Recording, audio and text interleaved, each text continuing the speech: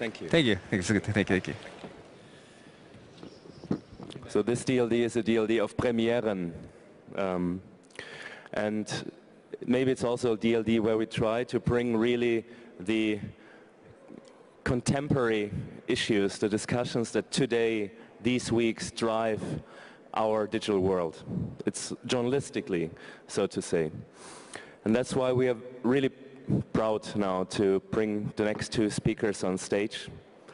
The premiere is, and I like to call first, is that Pawel Durov, the founder of Vkontakte, one of the entrepreneurs and founders of Europe, is joining first time deal. Give him an applause, because Vkontakte join stage. Pavel. Thanks. And Pavel will introduce his tremendous company in a sec. So to say, it's always difficult to compare, but basically you're the Facebook of Russia. Much more even. It's not only there, it's the largest social network in the region. And you're one of those who created that and is also defending that position. But much more to say. And there's a second guest and speaker I would like to call on stage who was at DLD already. It's Jimmy Wales. And give an applause to Jimmy, who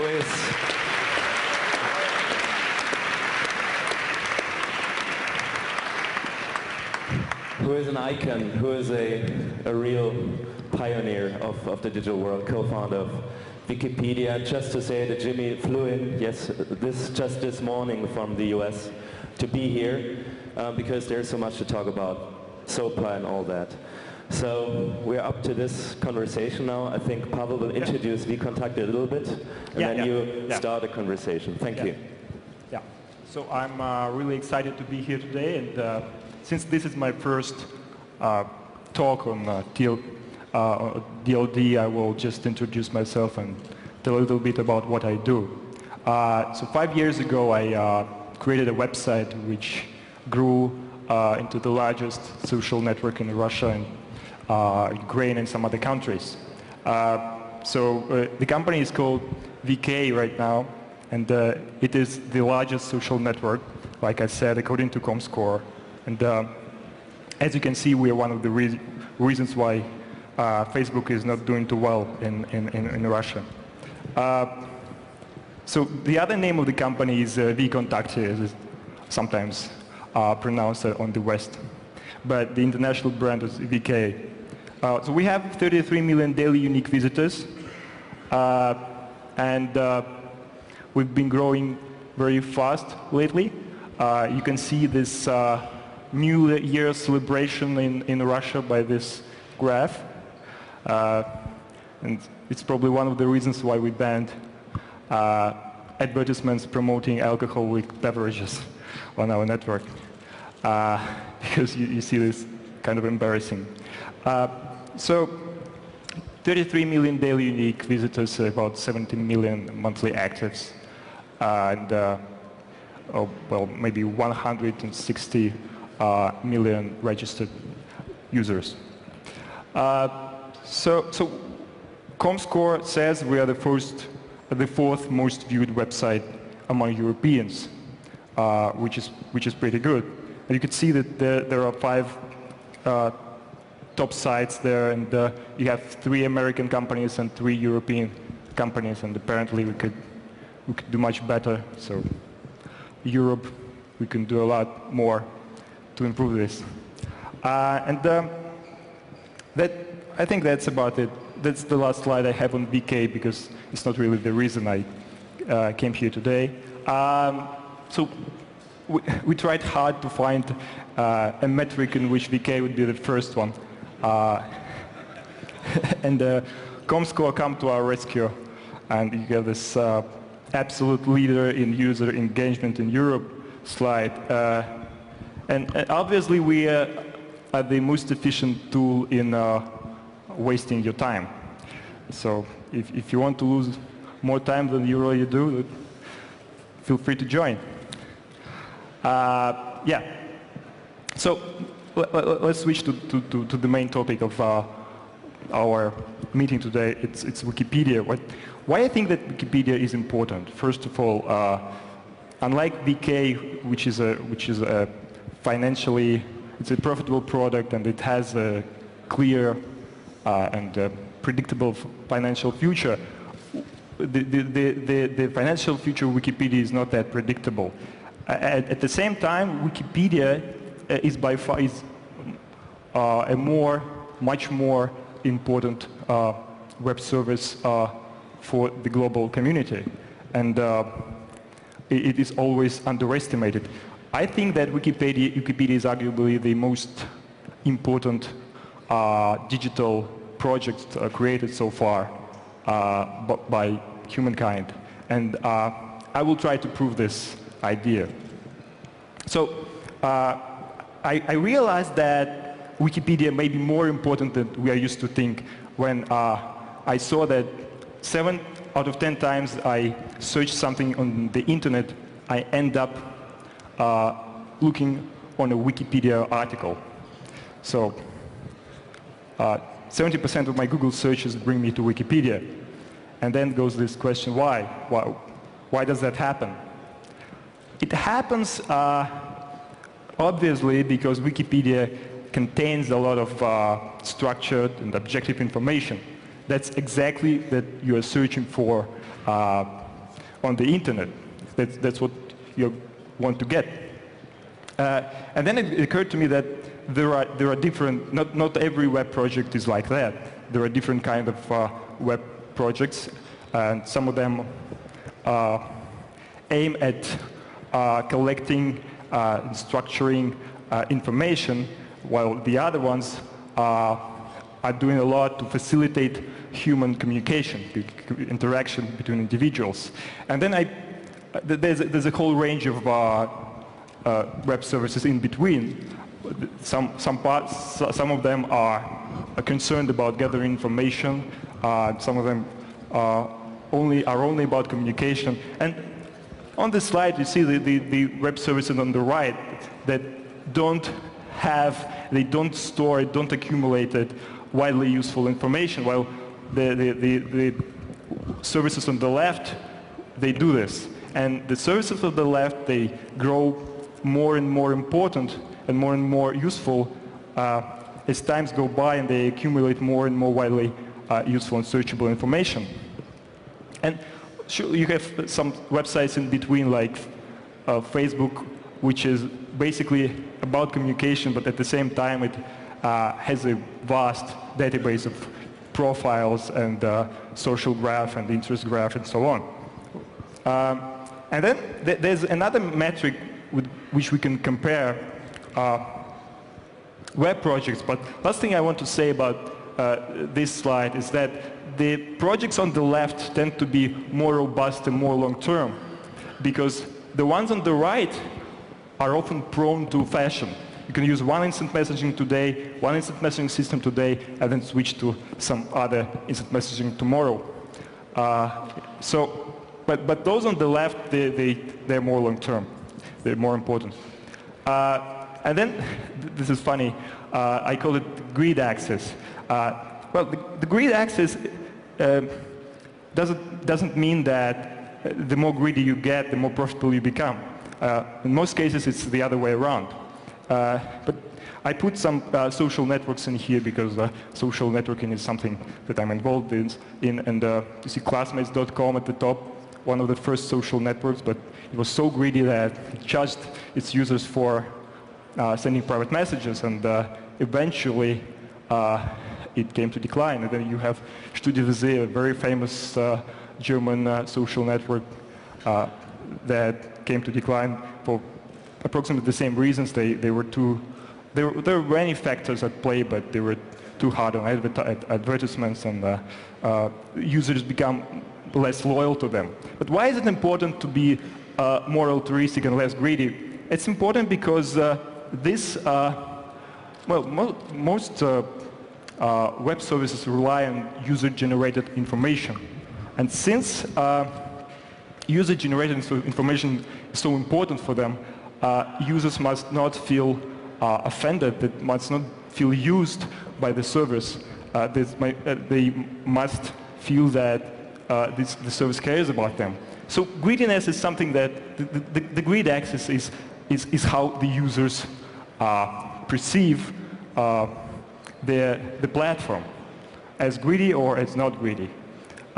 You see that Google Plus, it doesn't actually have any advertisements right now, so it's the most altruistic this year. And so when we combine the greed axis and the information communication axis, we can get some interesting results. So these are some examples that I found. You can see communication information as X and altruism as Y. And what you could see here is that Wikipedia is on the right upper position, which I think is the best sport if we talk about how long this project will survive and how long it will live. Why do I think so? I think that altruism is important for a project to be long-term, and we could see this by looking at classmates.com or StudioVZ or MySpace. And I think that communication information is also important for a project to be robust. So Wikipedia is basically in the best spot here. And the last thing I wanted to say about it is that humanity, well, there's a theory that humanity is different from the rest of the biosphere with its, because of its ability to transfer its knowledge to the next generation. That's the most distinguishing trait that makes us evolve as a species throughout the last maybe 20,000 years. We don't evolve biologically, but we evolve culturally, scientifically, in terms of data we accumulate. And Wikipedia is probably the best effort so far to accumulate the knowledge of humanity on a large scale throughout the widest range of sources. And Wikipedia thus could be regarded as the memory section of the global brain phenomenon, which my friend and partner Yuri Milner likes to talk about. So since Wikipedia is a part of this global brain phenomenon, and since Wikipedia is here for a long time, I think we underestimate its importance. We often take it for granted, but really Wikipedia is more vulnerable than we used to think, and since it does a lot for us, I think it would be good to do a lot for Wikipedia. It's, and I think that I could start by saying that I'm personally ready to donate $1 million to Wikipedia, and I hope that Jimmy and the board will approve this decision and accept the donation. Come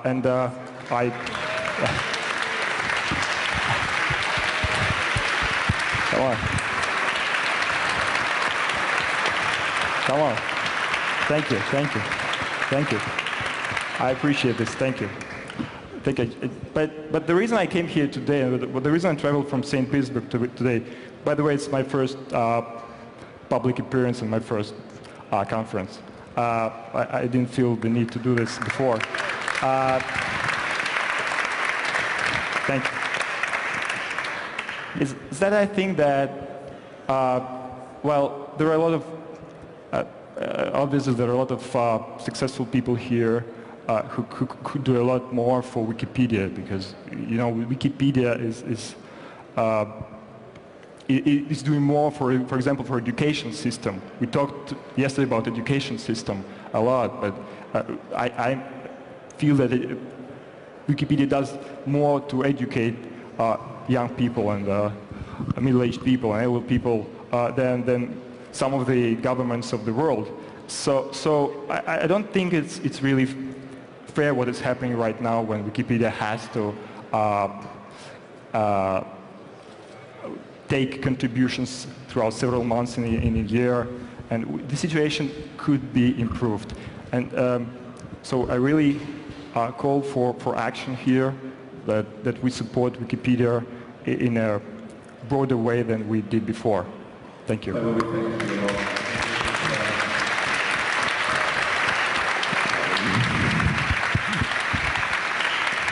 the first time at DLD we have action at this point. Really, it's very impressive. I think, Jimmy, you would like to comment also and give an update on the Wikipedia situation. Great. I guess, very good. I guess my first question for you, though, before I have anything to say, is how old are you? Well, 27. 27. I remember when I was 27, I wasn't giving anybody $1 million. Amazing. So, well, obviously, we've had a very interesting week in the past week with the global Wikipedia blackout, which ended up being a massive success. Thank you. It's actually interesting when we think about your axis there of where we sit in the whole internet ecosphere. It's really a very special place, I think, and it's one of the things that has allowed our community to take this kind of action. One of the things about Wikipedia and the Wikipedia community is that we do view our mission a bit more broadly than just Wikipedia itself. We're part of the culture, and we also want to defend the parts of the culture that enabled and empowered Wikipedia and all of the other great sources from the internet to actually happen. We think that's very important. But also because we are a nonprofit, our decision-making to take an action like this is very, very different from any other organization. It was not, this decision was not taken in a top-down way. I can only take credit for having the idea and proposing it to the community, after which an enormous conversation happened that culminated in a vote of the community that was overwhelmingly in favor of taking this action. But because we are in this space where we exist from donations, we didn't have to have that agonizing decision that you might have to have about what is this going, you know, are we going to give up all our revenue for one day? You know, if you are a company like Google, who obviously does also very deeply care about openness on the internet and so forth, you still have shareholders, you still have a very large infrastructure to pay for, and for Google to go black for a day would cost them an enormous amount of money. One reporter asked me, well, gee, how much revenue do you think you'll lose because of this day? And I just, A, the question had never even occurred to me to think about, that we just don't think in those terms. And B, if I do stop to think about it, I think the net impact on our revenue, of course, would be positive, because one of the reasons people donate to Wikipedia is because we are this principled organization that stands for openness and knowledge and so forth, and this was a meaningful thing to have done.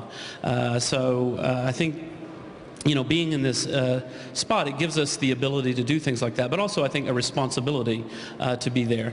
For a lot of people, they thought, wow, this is amazing. Wikipedia has never been at all political before, but I think they didn't notice that we've always been a little bit political in some subtle ways. So for example, back in the day when Google decided to compromise in China, that was when it really became obvious to me that we could not. And so we never compromise with censorship in China. We've always spoken out against it. We speak out against censorship anywhere in the world. And if it starts to come home in the US and somebody wants to set up a new law that's going to filter DNS, we're going to say, no, that's not something that's okay with us. So it is a wonderful thing to be in this space where we are. So it's great. Great. I think any web project is on the net is grateful for Wikipedia to take a stand, you know, in saying this. But from the part of our company, I must admit that United States laws don't affect us, and the other thing, we don't really have any problems with the copyright in Russian legal system. So, but obviously it would affect us in some future if this law was taken. Mm-hmm. Yeah, I mean, one of the things that's interesting here is I think there's two ways that law in the U.S. can affect people in other places. You know, one way is this law was specifically aimed at foreign, from the U.S. perspective, websites. And in fact, I had several people in the UK say, well, why should we care about this? And I said, well, for example, the UK startup industry should care about this almost more than anybody else, because they're doing startups in English that instead of being subject to the DMCA takedown and notice provisions, you could be subject to these provisions instead, which get your website completely shut down very quickly, or at least you lose financial access to the US market very quickly. It can be very dangerous for people overseas. In fact, I felt like there was a little bit of short-sighted misunderstanding. If you think about it, if you think of a company like Google, if Google were a strictly mercenary company, they might say, this is a great idea because it's going to cut out loads of competition all around the world. It's a great way for Facebook to go after Vkontakte, for example. So why isn't Facebook in favor of it? I think it's because these companies realize the second thing, which is US law will inspire changes to law elsewhere. And if we have poorly designed laws that don't actually solve the problems they're meant to solve, but put up all of these regulatory barriers, it's bad for the entire industry, it's bad for the general public, and so forth. So, we can't think of the internet as being, oh, well, that's, everything is global now. What happens in one country affects all the countries, particularly with respect to internet regulation. Absolutely. So, it's great. So, what should we do next? It's really interesting because when I'm looking around, people are saying, well, would you ever do this again? And I say, well, I hope not. I don't think so. But then you begin to realize some of the other laws that are out there. Right now, one of the things that a lot of people are raising concerns about is ACTA, which is you should go and read about it. It's one of these typical treaty kinds of things. It's been negotiated under lots of secrecy. It's now being signed by different countries. The European Parliament has an opportunity to say no to it, and I hope that they will. Different individual countries have the opportunity to say no along the way. I have a feeling it's been signed by the US, but that doesn't necessarily mean a whole lot because it hasn't been approved by the Congress. So it's been signed and it is a certain negotiating phase. But if legislation is needed to implement it in the US, they're going to have to go to the US Congress, and I have a feeling that after the beating we gave them last week, they're not going to be interested in doing anything for a year or so. But that's just one example. Another example, there's a law that's being proposed. It's made it through committee, and it will come to the House floor. And of course, this is a law about child predators and about child pornography. So this is a very serious issue. Unfortunately, it's such a serious and real issue that people do feel very strongly about, and for good reasons, that oftentimes logic goes out the window. And so this law was proposing massive record-keeping requirements for US ISPs. They want to track everything. And as somebody pointed out, if you think, well, okay, yeah, it's good, why don't we keep more records? Remember that we live in an era of the hacking group Anonymous and WikiLeaks. And how many of you would like to have your browsing records stolen from your ISP and posted on the internet? That could be very painful to people and could easily happen. And so mandating that we keep more and more records on people is probably a very bad idea, even if we think, gee, this problem of abuse of children is one that deserves serious attention. So I think we're going to have to be very, very vigilant going forward. And one of the things that I hope to see is now, at least I hope, there's a window of opportunity here for Hollywood to come to the table and talk to Silicon Valley with a little bit more humility, to know that actually we appreciate that, when we see Rupert Murdoch on Twitter claiming that Google is a pirate and leading the pirate movement, it's nonsense. It's completely insane. And when you've got people on the other side thinking they can get away with statements like that, we're not close to actually having a discussion about the real issues.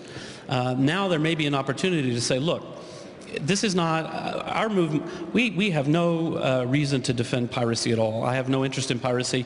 I have to confess, actually, how ignorant I am about some of these things. I had never in my life even heard of Mega Upload even once.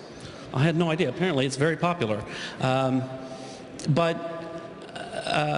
now we have this opportunity to say, look, I think people say, look, we do want to deal, if there are serious criminal organizations engaging in large-scale piracy, and it's an actual serious problem, then let's start to deal with that. But let's deal with that in ways that don't involve censoring the internet, that don't involve these sort of ridiculous and technologically incompetent ideas. Let's actually have a serious conversation about what to do about some of these problems. And I think we have that opportunity now, and we should take it. Good.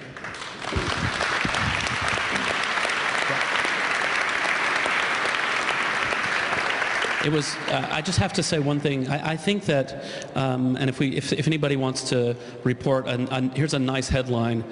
Jimmy Wales says Christopher Dodd should be fired by the MPAA, and I'll tell you why. In the heat of all of this, the first thing that he said that I thought was fairly outrageous is he talked about Wikipedia's action, and he called it an abuse of power. 10 million people apparently contacted Congress, 10 million voters, actually 14 million people, 10 million voters contacted Congress. That is not an abuse of power, that's democracy, and he had best get used to it. The second thing that he said, he had this really lovely statement he made where he says to congressmen on television, he was on Fox News, and he said something to the effect, you can look up the exact quote of, you know, when your job is at risk and we wrote you a check, now our job is at risk, you better stand up for us. In other words, we paid for this Congress and they're not doing your jobs for us. This is disgusting. And it actually diminishes, from the perspective of the MPAA, if you are a member organization of the MPAA and this is your public representative who's making you look like a corrupt Congress-buying organization in front of the general public, you are not being an effective lobbyist. You are not solving the problems that the MPAA hired you to solve. You know, it's funny. I learned yesterday that 30 years ago, MPAA was objecting VCR, video cassette recording. The head of MPAA said that VCR would destroy the movie industry and that it would result in a huge loss of jobs throughout the US. But as we know, video cassette industry wielded huge profits to this industry, to movie makers. And so is the internet.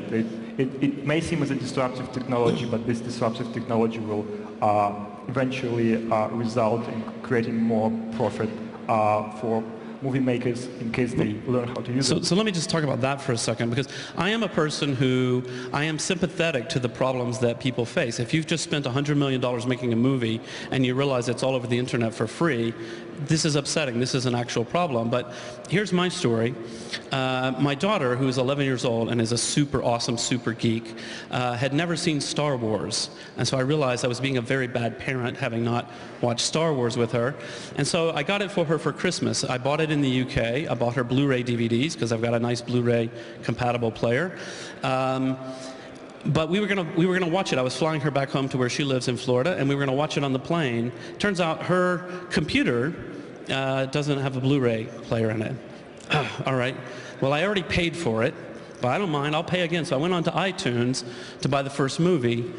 I was going to pay a second time because, I mean, I've met George Lucas, and he doesn't have enough money. I'll pay a second time. I don't mind. I pay. I go onto iTunes. It's not available on iTunes. Furthermore, I know as soon as she gets it home to her mother's house in America, she won't be able to play it because it's a region-encoded DVD. So basically, we're screwed. We can't watch what I paid for, and I'm willing to pay for a second time. I'm sitting here trying to figure out what to do. I go online to see if I can figure out a way. And of course, you wonder, why is my 11-year-old daughter looking at me like, Dad, you know, why don't you go on Mega Uploads? She didn't say that. She doesn't know about Mega Uploads either. But if you want to know, you know, if you think about this concept, digital distribution platform is an incredible opportunity for the entertainment industry and for Hollywood. And one of the first things they can do is actually let me buy what I want to buy. I have friends in Israel who...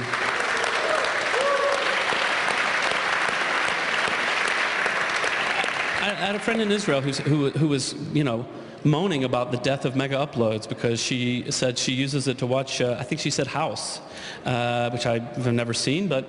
and I said, oh, well, can you get it on iTunes? And she said, they don't sell it. Like, there is no choice. So here's somebody who's saying, not saying, oh, I don't want to spend that much money for it. So this is somebody who's saying, well, I mean, if they would put it on iTunes, I would buy it. and then people are turning apart. So the first step that Hollywood can do is say, why don't you actually try to make some money on the internet? There's a lot of money to be made that you're leaving on the table by being so obstinate. But I do think, though, I think it is easy for us on our side to say, oh, you are against the VCR, you were against cassette tapes, you've been against these things and you end up making lots of money, so now you're against the internet and we're just going to ignore you because you've been wrong before. I think that is a tempting approach, but I think that we also have to say, look, they do face serious real problems, and if we don't listen to their real problems, they won't listen to our real problems. I do think that there are solutions here that are not that complicated. You know, the mega uploads case does show that the law can go after these people. Does the law need to be tweaked in various ways? Sure, but do we need a draconian new regime? Absolutely not. So, okay.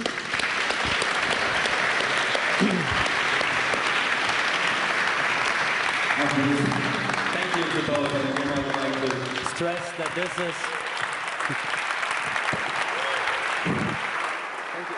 Maybe you should have a photo. Maybe Sabine. Really